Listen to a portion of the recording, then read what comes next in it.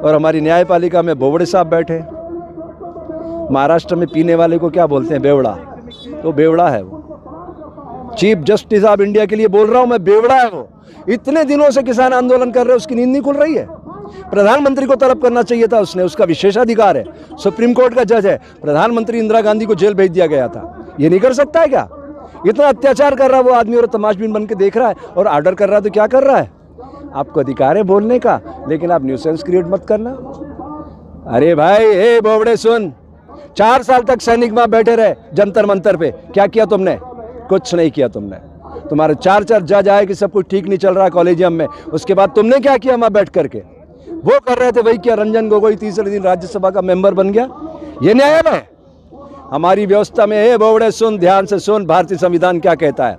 कार्यपालिका, आपके हमारे वोट से चुने गए लोग सरकार बनाते हैं, यह है कार्यपालिका। व्यवस्थापिका IAS IPS जो UPSC के थ्रू आते हैं और ये मुखौटा होते हैं सरकार का, ये उनका धर्म है, वो बाहर नहीं जा सकते। उनको रोकने के लिए आप हैं मिस्टर बोबड़े।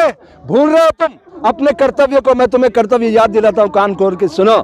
एक पुस्तक पढ़ना mister Bobde, the promulgation of ordinance a fraud on the constitution of India. धज्जियां उड़ा रहे हो आप लोग कानून की, खुली हवा में, इतनी ठंड में किसान मर रहे हैं, तुम्हें शर्म नहीं आ रही है?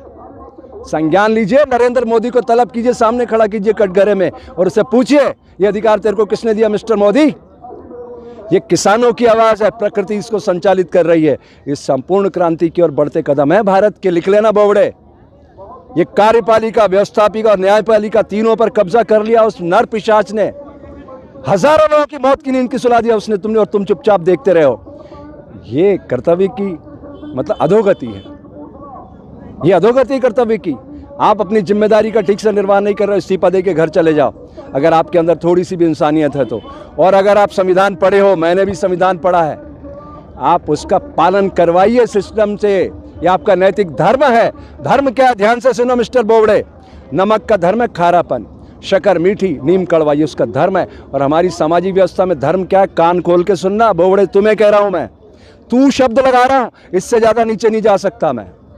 सैनिक का धर्म है राष्ट्र की सुरक्षा, व्यवसायी का धर्म है उद्योग की उन्नति, शिक्षक का धर्म है समाज का निर्माण, साधु का धर्म है समाज की सोई हुई चेतना को जागृत करना। और बोबड़े, मुझे इस देश में नहीं जीना, तुम अपनी गोलियों से मेरे शरीर को छलनी करवा दो, मैं आज लिख के दे देता हूं तुम्हें।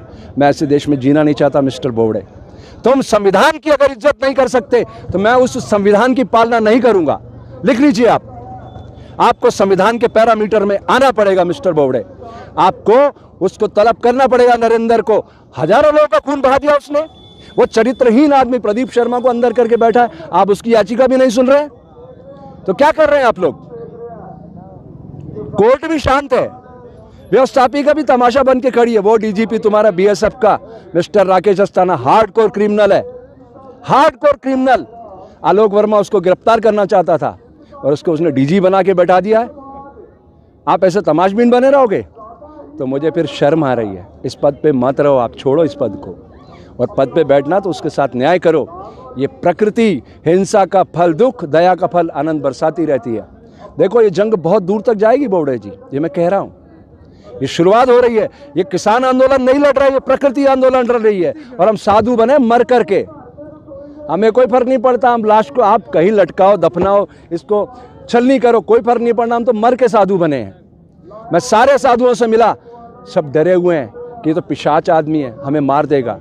कंप्यूटर बाबा को 151 में कई दिनों इंदौर पुलिस ने बंद रखा। शिवराज सिंह ने, पुलिस ने किसानों पर गोलियां बरसवाई पुलिस के द्वारा मंदसौर में। क्या कर रहे हैं आप लोग? व्यापम में हजारों लोगों को मौत की नींद सुला दिया उस शिवराज ने, कंस के रूप में है वो। तो न्यायालय का ये धर्म तो ठीक बात नहीं है। मैं आपसे अपेक्षा करता हूं बोबड़े जी, खुद के ईमान को जगाओ और पढ़ो संविधान को कि प्रकृति आपको क्या संदेश दे रही है। किसान लोग मर रहे हैं। हमारे एक साधु ने आत्महत्या कर ली है, क्यों? ये करुणा उससे देखा नहीं जा रहा। आप देख रहे हैं सब तमाशा और आप उनके साथ खड़े हो गए इसलिए कि वो आपकी नौकरी छीन लेंगे। अरे आलोक वर्मा की भी छीनी है ना। अरे लानत है, क्या कर रहे हैं आप लोग? ऐसा दृश्य उभर रहा देश के अंदर। साधु संतों को डरा दिया गया। कंप्यूटर बाबा को 151 में कई दिनों इंदौर में बंद रखा गया, सब डरे हुए। 50 साल पुराना आश्रम खदेड़ दिया। अरे जनता के प्रतिनिधियों का पैसा लगा हुआ था। जो गुनाहगार है उनको अंदर करिए ना 120B में। अगर मैं गुनाहगार हूं तो मेरे साथ आप भी तो बराबर के गुनाहगार हैं। संविधान हम सबको क्या इजाजत देता है? अनुशासन में रहो। तो आप भी और हम भी अनुशासन के तहत काम करें तो एक अच्छे राष्ट्र का निर्माण होगा। उसकी समाज को ज़रूरत है। ये अन्नदाता MSP के लिए लड़ाई लड़ रहा है, मिनिमम सपोर्ट प्राइस के लिए, क्या इसका अधिकार नहीं है? भारत की आत्मा गांव में रहती है। मेरे देश का किसान चट्टान की अट्टालिकाओं को फोल कर धान उपजाता है। उसके हक में आप नहीं खड़े हो सकते तो फिर आप कौन से देश में, कौन सी दुनिया में रह रहे हैं? अरे ये बैलगाड़ी के युग में हिंसक पशु ले जाना चाहता है भारत को, और ड्रोन पे दुनिया उड़ रही है। जापान में 1945 में बोबडे जी हिरोशिमा नागासाकी पे बम गिरा था, कोई आत्मचिंतन किया उन्होंने? 64 में बुलेट ट्रेन आई, नो डिले नो एक्सीडेंट। ये होती है प्रशिक्षण की ताकत।